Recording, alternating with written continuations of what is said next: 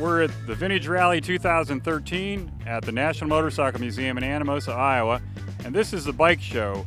And we've got about 75 bikes that collectors have brought in, and we're going to do just a quick scan and show you some of the highlights, some of the coolest bikes that are in the bike show today. I think this is the first XLCR, the Harley-Davidson Cafe Racer, that wasn't left its original black.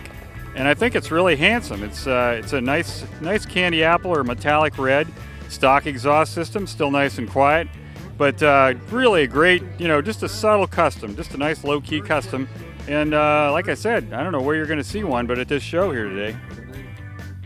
Now we're looking at a 1955 Triumph 100 Tiger. This is a 500cc machine, and you just can't beat the classic lines with the speed stripes on the tank and the nice nacelle on the headlight of this era Triumphs. Use this styling on the Thunderbirds too. Just a gorgeous machine.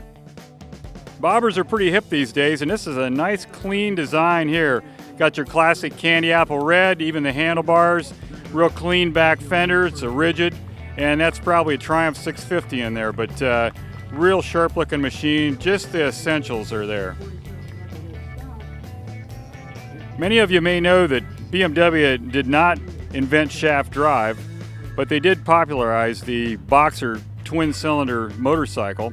This one we're looking at is from the 1960s. It's a 1965, and it's an R69S. This is one of the top of the line machines back in that era. It's got the Earl's fork, and I just love the Rondell logo. It's indicative of BMW's work before they got into motorcycles, making aircraft engines. And we've got a real sweetheart here. Being a museum, we pay especially good attention to original condition machines. This is a 1949 FL, and this would be the first year, I believe, for the hydraulic front forks. They were Springers before that. And this is a nice original paint. It's a nice aqua, just a few nice period details on it, the bags and the bird on the front fender, some guards here and all. But the owner has been careful enough to keep that original seat intact. It's got some brakes in the leather, but man, it just shows great wear from its ages on the road. Rokons are a distinctive bike for their CVT, their constant velocity transmission. It's a belt drive setup that precludes having any kind of a geared transmission. So somebody's made a cafe racer out of a Rokon chassis and drivetrain. Really nice detail, lots of billet, very tasteful, kind of a low-key machine.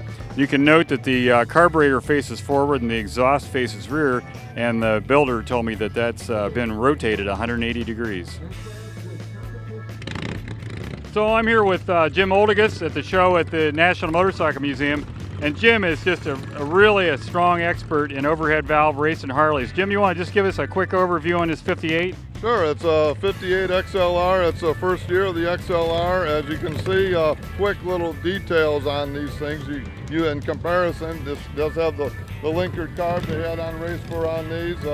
What'd they do with this bike? What kind of racing? Started out as a hill climber, then went to flat tracking, then went back to hill climber, and I have a story and all the history with this machine from back to 1958 when it was brand new. All right, good deal. Thanks a lot, Jim. Glad you brought this out today. Thanks. Thank We're looking at a nice original Harley WLA. Leading up to the conflict in World War II, Indian and Harley-Davidson were both asked to make presentations as to what kind of machines they would make for military couriers.